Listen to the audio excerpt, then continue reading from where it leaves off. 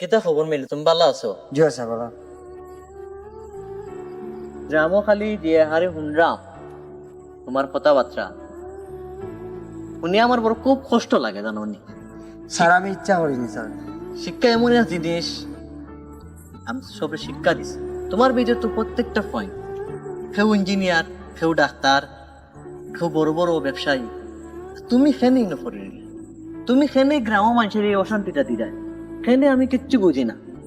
তুমি মুরব্বিন তেরে সাতাও, মাঝির নৌকাওয়ালারে সাতাও, তারপর তুমি বিভিন্ন শিক্ষা প্রতিষ্ঠান গিয়া মেয়েরারও উত্তপ্ত করো, তুমি সাতাও। আমি তো তোমার কাছে এরকম কোনো কিছু আশা করছি না, কিন্তু এখন আমার খুব ভাবতে কষ্ট লাগে যে তুমি আমার ছাত্র। তোমার আমি কিছু কইতা আসলে খুব স্বপ্ন দেখি আমরা স্যারও করতে যে এদিন সন্তান মানুষ হইব, এতদিন গর্ব করে কইতে পারবো যে আমার ও ছাত্রটা ও জায়গা। আমি তো তোমার কাছে সম্পদ চাইতাম না।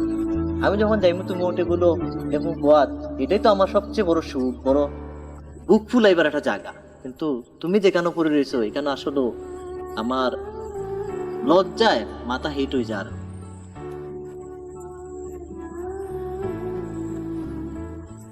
আর কিছু কইতাম না আমি, তোমার শুধু দেখলাম আর এত সময় মানুষের মুখটাই শুনছি।